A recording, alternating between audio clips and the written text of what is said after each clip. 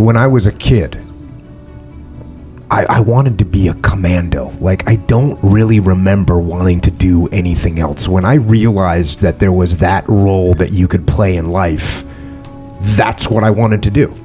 And a lot of my friends in the SEAL teams were the same way. That's what they wanted to do. And as soon as they figured out, like, oh, that exists. Oh, I can do that. And I just have to sign this piece of paper and go do this stuff. And then that's what I'll be. Where does that come from? I would say it's temperamental. You know, people differ tremendously in their temperaments, and to think that there's a warrior temperament is a perfectly reasonable thing to think. I mean, there's been whole cultures, many cultures, who are devoted to fostering that warrior mentality, you know, where if you weren't like that, you were the outlier. I would say that's probably true of most human cultures across most of time.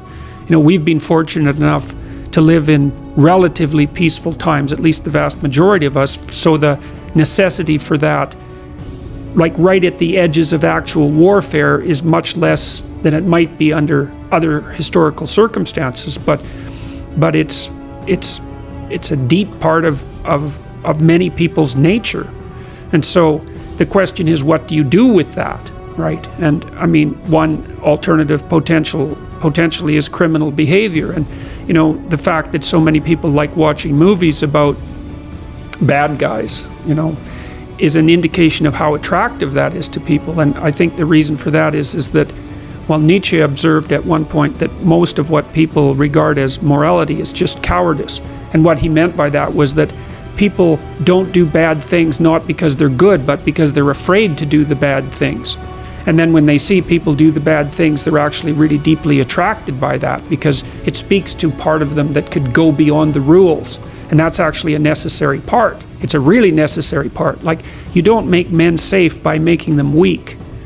In fact, they're much more dangerous when they're weak, because they'll stab you in the back when they get the chance, or take advantage of you when they get the chance. You make men safe, let's say, by making them strong, and then by making sure that they're disciplined.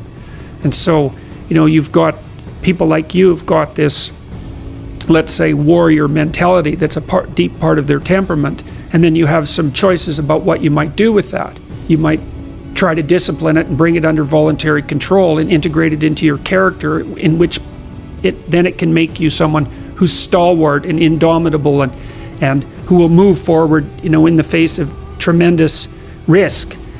And well, that's the optimal pathway if you have that kind of temperament. I think, like, it's the men that have the most, what would you call it? It's not aggressive exactly, but we'll leave it at that. Aggressive and fearless temperaments that can be the best men. But it's like having a very powerful dog. You better discipline it, because otherwise it's going to be a monster.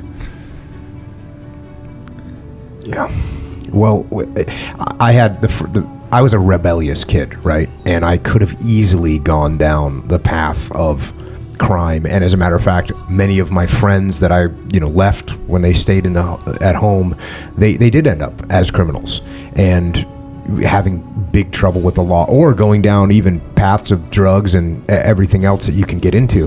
But when we were kids or younger, everyone kind of had the same thing. But like you said, I'm so lucky, because I just signed that piece of paper and I saw that I could do something, and I could take all that aggression and all that energy, and I could do something that was good and positive. And we joke about that in the SEAL teams, that many guys, you actually, to be a good SEAL, you sort of have this criminal mindset that you've somehow harnessed and you keep under control most of the time. Yeah. And occasionally it does get out of hand, and we got guys that get in trouble, and that happens.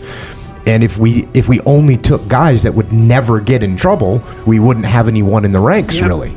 It was really one of the most rebellious things that I could do was to join the military. So I come from a small New England town. People get done with high school, they go to college, they get a job as whatever people get jobs as. They follow that very normal path. And I didn't even know anyone that joined the military. And so that was the most rebellious thing I could do. Oh, college? No. Education? No. I'm going to go be a commando. That's what I'm going to do. And it was the most rebellious thing I could do. I think that's one of the reasons why I did it. It was also a complete breakaway from, family. Oh, okay, I will have no reliance on you. I'm going. You don't have to worry about me anymore. I'm done. I will not rely on anyone else. I will be self-reliant, which I wanted to do. And so I think those are the main things that got me there. And then what's great about it for me was when I got there, you have a completely blank slate, and you have very clear directions of what you need to do to ascend the dominance hierarchy. You do this, you follow these rules, you literally fold your underwear in this way when you're going through boot camp, and you get a better grade on your military performance. So they give you very clear rules that you're supposed to follow and very clear tasks that you had to do. And it was great for me because it was a blank slate, because when I was in high school, I was a screw up. Not bad, but not good. And so I hadn't really set myself up properly.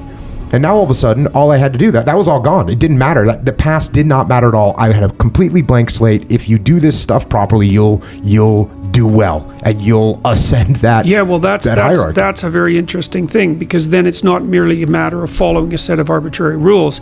It's following a set of rules that have a clear path to success.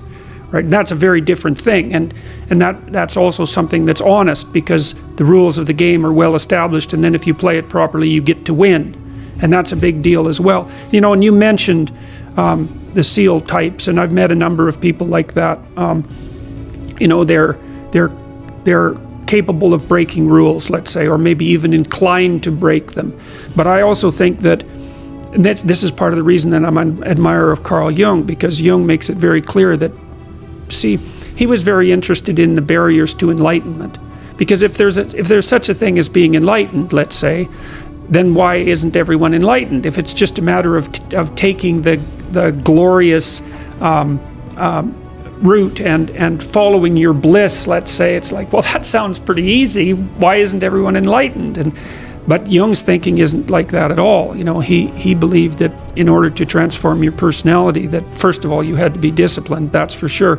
But you also had to integrate that part of you that was terrible and capable of breaking rules and make it part of you. And so then, and I really like that idea. Well, here's an example. So about 20 years ago, I would say, there was a newspaper headline in one of Canada's major newspapers, and it was the Minister of Foreign Affairs at that time, Lloyd Axworthy, and he was talking about what had happened with Milosevic in the former Soviet Union, in Yugoslavia, and the atrocities that were being committed. And he said that he was caught unawares by that because he didn't have the imagination for that kind of evil.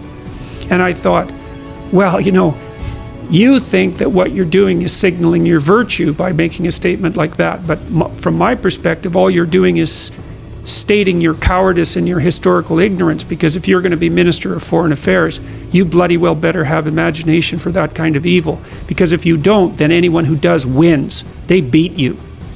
And so and again, in the Harry Potter stories, you see, he's touched by evil, right? He actually has a soul fragment that's embedded within him that's as black as anything can possibly be. That's why he could talk to snakes.